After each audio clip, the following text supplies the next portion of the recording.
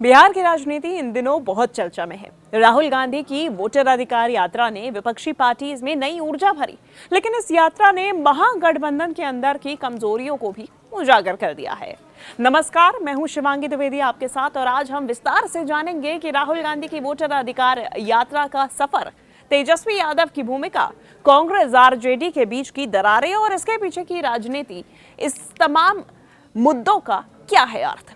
तो वीडियो के अंत तक हमारे साथ बने रहिए, क्योंकि ये समझना बेहद जरूरी है कि बिहार की राजनीति अगले चुनावों में किस दिशा में जाएगी। तो देखिए, राहुल गांधी की वोटर अधिकार यात्रा 17 अगस्त 2025 को सासाराम से शुरू हुई थी। ये यात्रा 16 दिनों तक चली और 1 सितंबर 2025 को पटना में गांधी अंबेडकर मार्च के रूप में समाप्त हो गई। यात्रा का मुख्य उद्देश्य था जन जागरूकता फैलाना और विशेष गहन पुनरीक्षण यानी कि एसआईआर प्रक्रिया के खिलाफ लोगों को चेताना। विपक्ष का दावा है कि 65 लाख मतदाताओं के नाम हटाकर वोट चोरी की कोशिश की जा रही है और इस यात्रा में राहुल गांधी के साथ कई प्रमुख नेता, विपक्षी नेता शामिल हुए। आरजेडी के तेजस्वी यादव, प्रियंका गांधी, अखिलेश यादव, एमके स्टालिन, रेवंत रेड्डी और हेमंत सोरेन, ये तमाम इस यात्रा में शामिल हुए।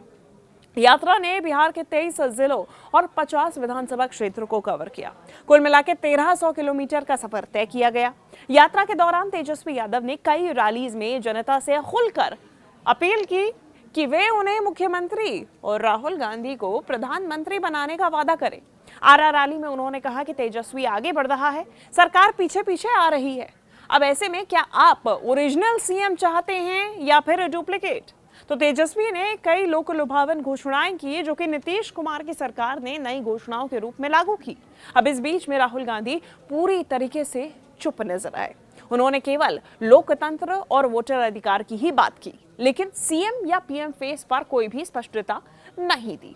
अब इस चुप्पी ने कांग्रेस और आरजेडी के बीच में सवाल खड़े कर दिए हैं, दरार खड़े कर दी है। जनता के बीच में यह सवाल उठना स्वाभाविक था कि क्या राहुल गांधी इस गठबंधन में अपने नेता की भूमिका को लेकर स्पष्ट हैं या फिर नहीं।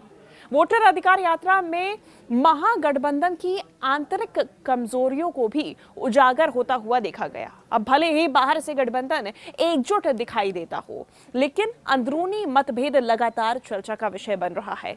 ऐसे में विशेष रूप से कांग्रेस और आरजेडी के बीच 5 प्रमुख फैक्टर्स हैं जो कि दरार पैदा कर सकते हैं। सबसे पहला तो सीएम फेस पर असहमति। एनडीए ने नीतीश कुमार को सीएम फेस घोषित कर दिया है, जबकि महागठबंधन में अभी भी सीएम फेस तय नहीं है।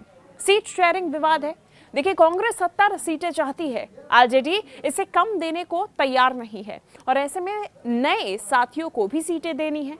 तो जाति समीकरण, आरजेडी का मुस्लिम यादव फॉर्मूला मजबूत है, जबकि कांग्रेस ओबीसी एससी एसटी वोटों पर फोकस कर रही है। लालू परिवार का विवाद है।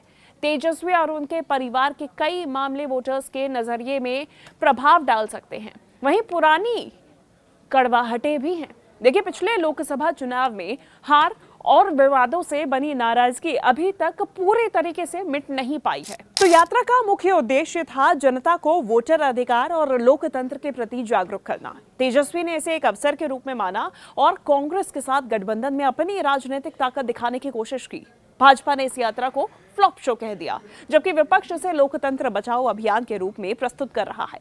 अब इस यात्रा ने साफ दिखा दिया कि महागठबंधन बाहर से तो एकजुट दिखता है, लेकिन अंदरूनी कलह अभी भी मौजूद है। तो यात्रा के दौरान तेजस्वी ने कई बार जनता से खुलकर कहा कि वे उन्हें मुख्यमंत्री बनाएं और राहुल गांधी को पीएम, लेकिन राहुल गांधी ने इस पर कोई भी सीधी टिप्पणी नहीं की है। अब इस चुप्पी के पीछे राजनीतिक रणनीति हो सकती है। कांग्रेस चाहती है कि गठबंधन के सभी निर्णय संयुक्त रूप से लिए जाएं। इससे सीट शेयरिंग, लीडरशिप और चुनाव रणनीति पर सवाल उठते हैं। यानी कि यात्रा ने गठबंधन की शक्ति तो दिखाई, लेकिन कमजोरियां भी उजागर कर दी हैं। वहीं जनता और मीडिया ने इस यात्रा को काफी क्लोजली फॉलो किया, काफी पास से देखा।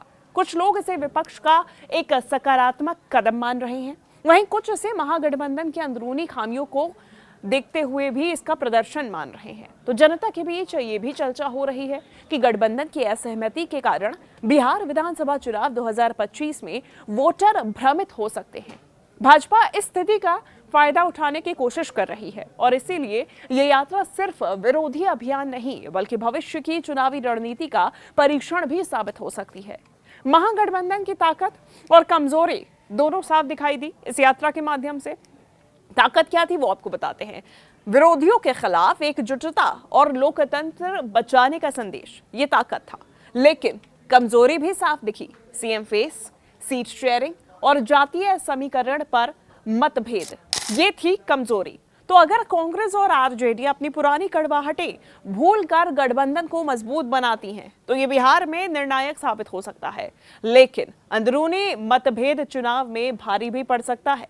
अब ऐसे में बिहार विधानसभा चुनाव 2025 से पहले महागठबंधन की रणनीति बेहद महत्वपूर्ण है। गठबंधन को चाहिए कि सीएम फेस स्पष्ट रूप से तय करें, सीट शेयरिंग पर विवाद खत्म करें, जातीय समीकरण को खुलकर समझदारी से संभाले, जनता के नजरिए में भरोसा कायम करे और अगर ये सभी मुद्दे हल हो जाएं तो महागठबंधन भाजपा के खिलाफ मजबूत स्थिति में हो सकता है। तो ऐसे में राहुल गांधी की वोटर अधिकार यात्रा ने बिहार की विपक्षी राजनीति में एक नई ऊर्जा तो भरी है, लेकिन महागठबंधन के अंदरूनी दरारों को भी उजागर किया है। तो भविष्य में ये देखना होगा और दिलचस्प होगा कि महागठबंधन इन दरारों को कैसे भरता है और चुनावी मैदान में अपनी ताकत को कैसे दिखाता है।